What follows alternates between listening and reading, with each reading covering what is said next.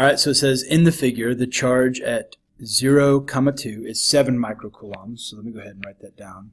This is 7 microcoulombs. The charge at 3, 0 is 5 microcoulombs. So there's that one. The charge at 5, 3 is 4 microcoulombs. So there's 4 microcoulombs. And then it says in the middle charge, that's at 3, 2 is 3.5 microcoulombs. So 3.5 microcoulombs. Now, and then it says all the distances are in meters. So let's go ahead and do this. I'm going to call this one Q1. So Q1 is 7 microcoulombs. Q2 is 5 microcoulombs. Q3 is 4 microcoulombs. And then this is Q4. All right, they're all positive. It says what are all the distances are in meters. What is the resultant force? So I'm looking for the resultant force, both the magnitude and the direction on the middle charge. So I want to find the magnitude and the direction. All right. So what I'll do is I'll make this one black. Actually, you know what? I'll make this one red. I'll make this one blue, and I'll make this one green. Okay, so what I'm going to do is I'm going to draw a free body diagram for this guy right here. So down below, I'm going to say FBD on Q4. Okay, and so I'm going to draw a coordinate system. All right. Since they're all positive, they're all going to be repulsive forces. So this guy is going to try to push him to the right. So I'll go ahead and do that. There's F1. I'll call that F1. This guy is going to try to push him straight up. So there's F2, the force due to charge 2. So there's F2. And I'm not going to draw this to scale. I'm just going to draw this so we can see what's going on. And then the last one, which is the green one, is going to kind of come down at an angle and push like that. So that is right there. Let's call it F3. All right, now while we're here, let me zoom in real quick on this guy here. So what I'm going to do is this forms a triangle right here. Okay? If this is at 3 and it goes to 5, then I know the distance here is 2 meters. And then if that is, I think that is initially at 2, and then this one goes to 3, this is 1 meter. So how do I find this distance there if I know this is 2 and I know this is 1? Well, that distance is simply 2 meters squared plus 1 meter squared square rooted. Okay, so if I do that real quick, it becomes just the square root of 5. So I'll just say the square root of 5, and then that's meters. That is that particular distance. All right. While I'm also here, let me erase this right here. While I'm also here, I want to find this angle right here. So how do I go about finding that angle? Actually, I'll do it in green because this is the green guy. So there's, how do I find this green theta right there? Well, I know the adjacent and I know the opposite. So I know that tan of theta is equal to the opposite over the adjacent. So theta is equal to the inverse tan of my opposite side. So what's opposite angle? It's 1 meter all over the adjacent side. This is my adjacent side right here. It's 2 meters. And so I get theta is equal to, let me do that real quick, is the inverse tan of 0.5, because it's just 1 divided by 2. And I get 26.6 degrees. So that's 26.6 degrees.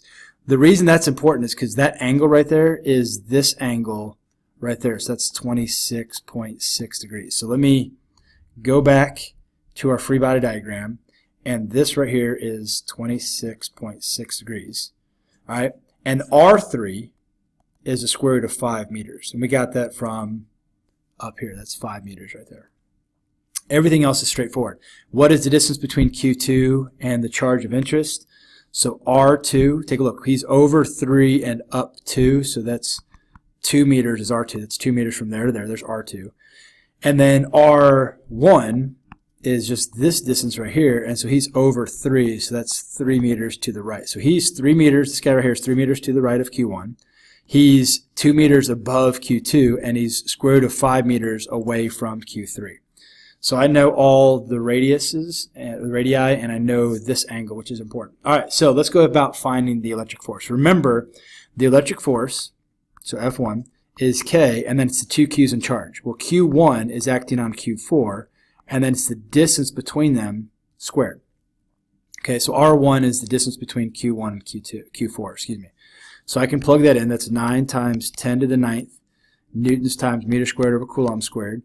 Q1 is 7 microcoulombs, which is 7 times 10 to the negative 6 coulombs. Q4 is our 3.5. Let me check again. Yep, 3.5 microcoulombs.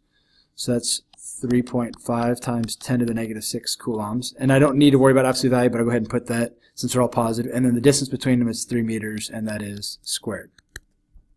So I get that the force between 1 and 4 is 0.0245 newtons. And remember from my picture, that's to the right. Okay, that's F1.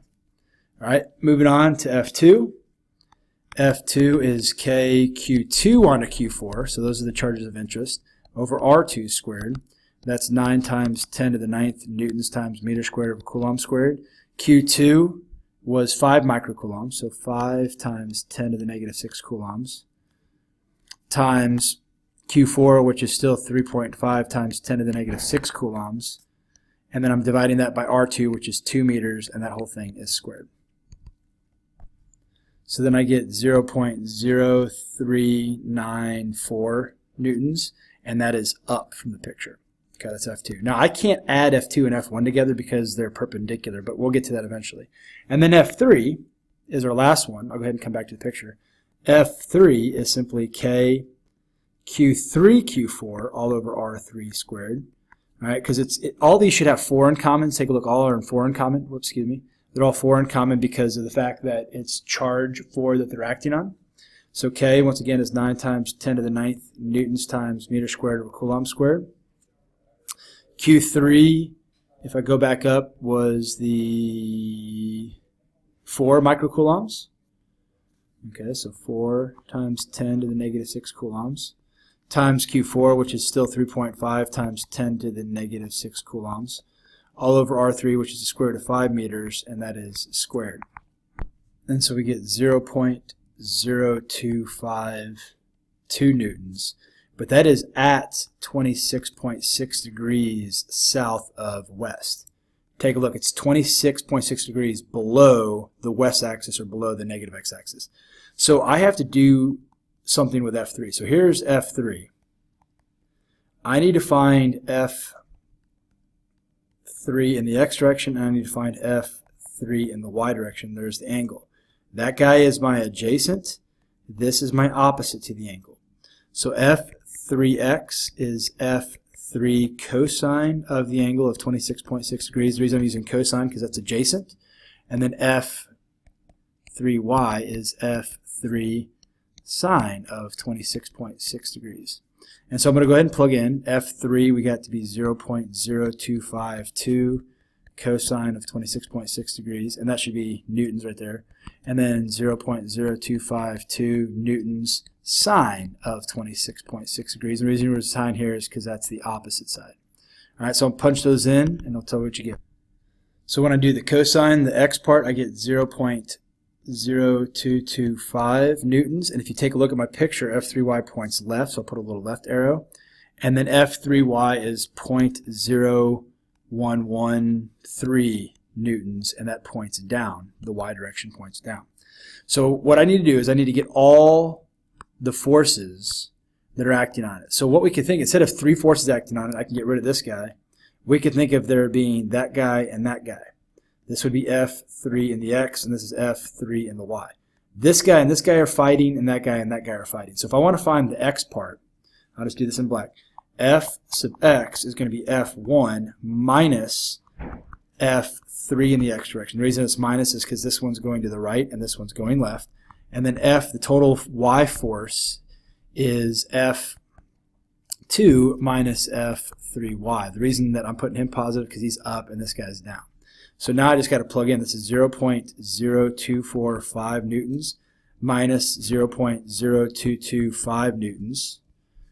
Okay, and then this is 0.0394 newtons minus 0.0113 newtons. And so if I punch those in, 0.0245 minus 0.225, I get 0.002 newtons, and that is to the right because the right one dominates the negative one. So there's Fx. That's the total result in the x direction. And then 0.0394 minus 0.0113. I get 0.0281 newtons. That's Fy. All right, so if I redraw this, we have that little guy is Fx. We have that little bit pointing to the right, and then we have a bigger part pointing in the y direction. So there's Fy. So that number is that. That guy's that. The resultant is the triangle that creates that. All right, so this is just Fr. Fr is my resultant. That is Fx squared plus Fy squared square root. All right, the x part is 0.002 newtons squared plus the y part, which is 0.0281 newtons. That is squared. Then I got to square root that. We're just Pythagorean them together. Because remember, when you add vectors together that point perpendicular to each other, I have to Pythag them. So I'm going to square root that. And then take the square root of it. And I get basically the same thing, 0.0282 newtons. So that is the magnitude. And now we have to find the angle. So let me redraw this picture real quick. So we have Fx, which is just a little bit. That's this value. Then we have Fy, which is a lot more. That is that value. This that connects the two is my result. That's Fr. So I take the Fx, I square it, the Fy squared, add them, square root that gets this. That is my angle right there. So I'm going to use the inverse tan function. And the only reason I'm going to do that is because I know the opposite side is Fy and the adjacent side is Fx. And so I do the inverse tan of Fy, which is 0.0281 newtons, all over 0.002 newtons. And then when I, actually, I'll just raise that up a little bit and erase this part here. And so if I do that, 0.0281 divided by 0.002, and then do the inverse tan of that, I get an angle of 85.9 degrees. So this is 85.9 degrees, and that is north of east. I typically don't have to do that because north of east is just what we expect to get anyway. So in vector notation, the resultant force in this particular setup is 0.0282 newtons at 85.9 degrees north of east. So what does that really mean? If I go back up, instead of this guy in the middle feeling a force there, a force there, and a force there, he's going to feel one big force with this size and at that angle, and you get the exact same thing. So we're just adding forces together.